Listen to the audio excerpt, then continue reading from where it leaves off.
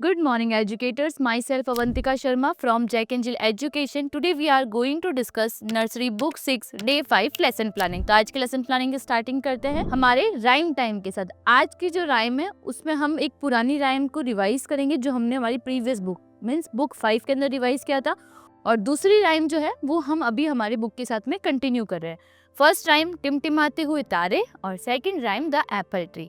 पहले बच्चों से पूछिए कि बच्चों को किसको लर्न है कि टिमटिमाते हुए तारे वाली राइम किसको याद है अच्छे से, किसको the Apple tree rhyme learn है, किसने घर जाकर पेरेंट्स को सुनाई है। इस तरीके के छोटे क्वेश्चन आंसर के साथ हम हमारे राइम टाइम को स्टार्ट करेंगे। पहले बच्चों के साथ में टिमटिमाते हुए तारे वाली राइम को रिसाइट करेंगे, देन हम द एप्पल ट्री की राइम को रिसाइट करेंगे। क्लास को 2 ग्रुप में डिवाइड करेंगे और 1 बाय 1 ईच ग्रुप में से 2-2 स्टूडेंट के पेयर बनाते हुए उनको राइम रिसाइट करने को कहेंगे। एक टिमटिमाते हुए तारे रिसाइट करेंगे, दूसरे द एप्पल ट्री रिसाइट करेगी। इस तरीके से बच्चों को राइम लर्न भी हो जाएगी और एक छोटी सी फन एक्टिविटी भी कंप्लीट हो जाएगी।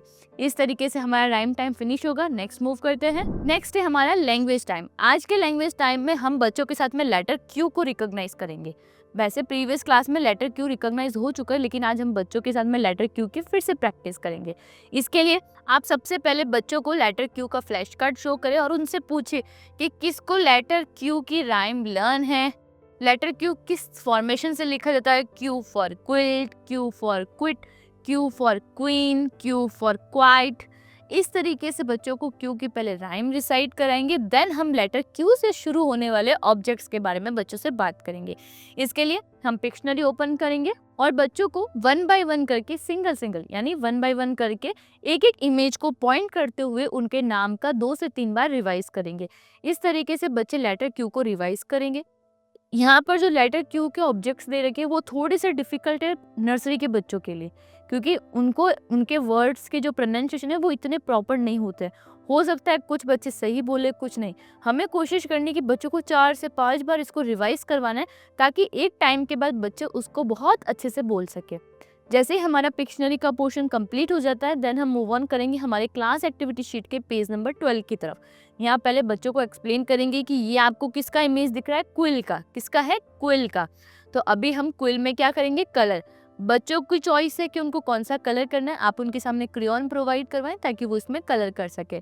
देन उसके बाद हम बच्चों से कैपिटल लेटर क्यू यानी मम्मा लेटर क्यू और बेबी लेटर क्यू की ट्रेसिंग करवाएंगे। लेकिन इनकी ट्रेसिंग स्टार्ट करने से पहले आप बच्चों को या तो लेटर क्यू का एयर ट्रेसिंग करने को कहें, या आप उनके डेस्क पर लेटर क्यू ड्रॉ करें चॉक की हेल्प से, और बच्चों को कहें कि अपने इंडेक्स फिंगर का यूज़ करते हुए उस चॉक वाली आउटलाइन पर आपको फिंगर को मूव करना है, ताकि बच्चों को उसका फॉर्मेशन पता चल सके। जैसे ही बच्चे आपके साथ में इस चीज़ को कंप्लीट कर लेते हैं, देन आप उनको बताएं कि लेटर क्यू का फॉर्मेशन कैसे होता है, उनको किस तरीके से सर्कल बनाते हुए करना है। और सेकंड, यहाँ पर आप जब नोट करेंगे कि लेटर क्यू के जो स्मॉल लेटर क्यू है उसमें पीछे की तरफ स्लैंट नहीं दे रखा है ट्रेसिंग में, ये मिसप्रिंट हो गया। तो आपको यहाँ पर बच्चों से लेटर क्यू का स्लैंट करवाना, जैसे कि यहाँ दे रखा है कि आपको लेटर क्यू का स्लैंट करवाना है, तो आपको यहाँ पे पहले बच्चों को एक बार गाइड करना है ताकि बच्चे सेल्फ इसको कर सके। इस तरीके से हमारा जो लैंग्वेज टाइम है वो कंप्लीट होगा। नेक्स्ट मूव करते हैं। नेक्स्ट है हमारा हिंदी का लैंग्वेज टाइम।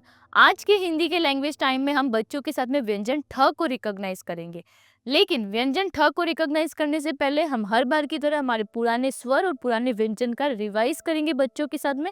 फ्लैश कार्ड की हेल्प से बच्चों को व्यंजन ठ के बारे में बताएंगे, व्यंजन ठ की कविता सुनाएंगे। ठ से ठप्पा डाकिया हिलाता, फिर वह चिट्ठी लेकर जाता। इस तरीके से आप राइम को 2 से 3 बार बच्चों के साथ रिवाइज करें। फ्लैश कार्ड की हेल्प से उनको बताएं कि इस तरीके से व्यंजन ठ होता है। देन आप ब्लैक बोर्ड पर पहले पिक्शनरी की हेल्प से या विदाउट पिक्शनरी पहले आप बड़ा सा व्यंजन ठ ड्रॉ करें, और अगर आपके पास पिक्शनरी नहीं है तो आप व्यंजन ठ से रिलेटेड ऑब्जेक्ट जो है वो ब्लैक बोर्ड पर ड्रॉ कर सकते हैं।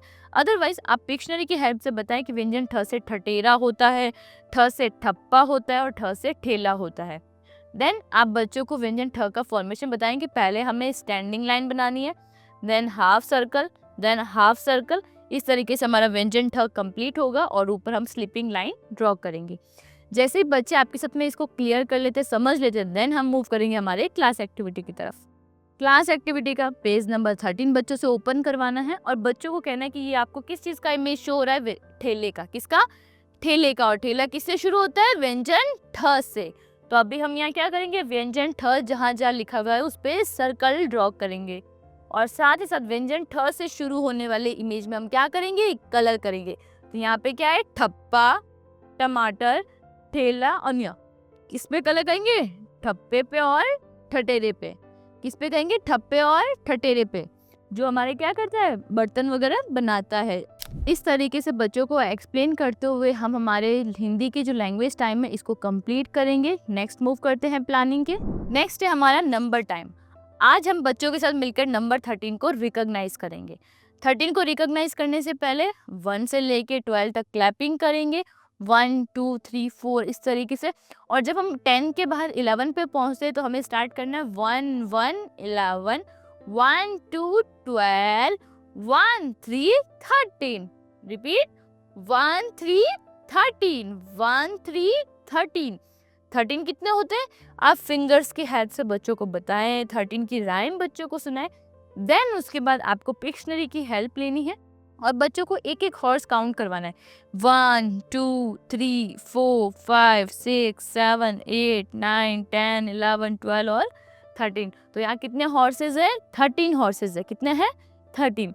इस तरीके से पहले बच्चों को एक्सप्लेन करना है। देन आप ब्लैक बोर्ड पर नंबर 13 को ड्रॉ करें और बच्चों को बताएं कि नंबर 13 हमें किस तरीके से लिखना होता है। पहले 1 को बनाना होता है, फिर देन हमें 3 को ड्रॉ करना होता है। इस तरीके से हमारा नंबर 13 प्रिपेयर होता है।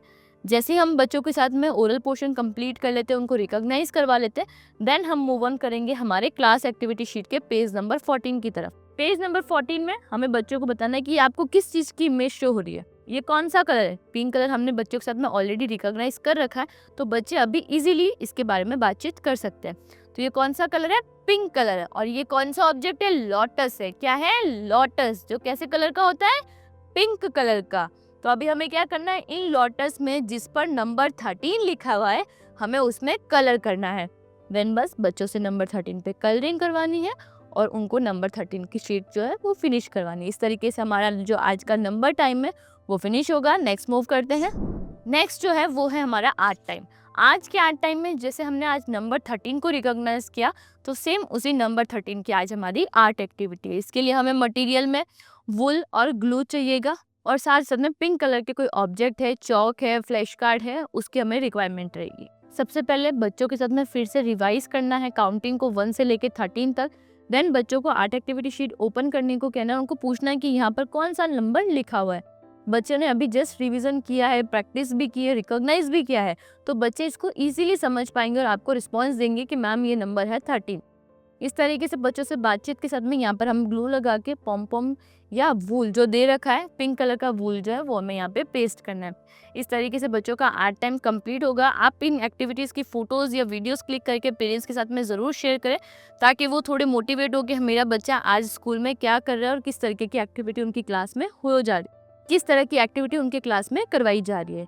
इस तरीके से हमारा जो आज का आर्ट टाइम है वो कंप्लीट होगा। नेक्स्ट मूव करते हैं। नेक्स्ट है हमारा रिफ्लेक्शन टाइम। आज के रिफ्लेक्शन टाइम में हमने सबसे पहले राइम की थी 2 बच्चों के साथ में, टिमटिमाते हुए तारे और the Apple tree. Language time में हमने लेटर क्यू को रिकॉग्नाइज किया, उसकी ड्रेसिंग की, प्रैक्टिस किया। देन हमने लैंग्वेज टाइम में व्यंजन ठ को भी रिकॉग्नाइज किया, उसके फॉर्मेशन के बारे में बातचीत की, व्यंजन ठ से शुरू होने वाले ऑब्जेक्ट्स के बारे में बातचीत की। देन नंबर टाइम में हमने बच्चों के साथ में नंबर 13 को रिकॉग्नाइज किया, साथ ही साथ नंबर 13 की काउंटिंग की, लोटस में कलर करवाया और यहीं पर हमने आर्ट टाइम के अंदर भी नंबर 13 की ही शीट सॉल्व की, जिसके अंदर हमने पिंक कलर का भी पार्ट लिया ताकि बच्चों के 2 कंसेप्ट एक ही साथ में क्लियर हो सके, पिंक कलर का भी और नंबर 13 का। इस तरीके से आज का हमारा जो रिफ्लेक्शन टाइम है वो कंप्लीट होता है। नेक्स्ट मूव करते हैं। नेक्स्ट है हमारा होमवर्क। आज के होमवर्क में हमें पेरेंट्स के साथ में 2 पेजेस शेयर करने हैं, पेज नंबर 9 और पेज नंबर 10, जिसमें फर्स्ट पेज में बच्चों को लेटर क्यू का ट्रेसिंग करना है और सेकंड नंबर पेज पे बच्चों को नंबर 13 को आइडेंटिफाई करके उस पर सर्कल ड्रॉ करने हैं। इस तरीके से हमारा आज का जो लेसन प्लानिंग है वो कंप्लीट होता है। आई होप आपको वीडियो अच्छा लगा होगा। Thank you.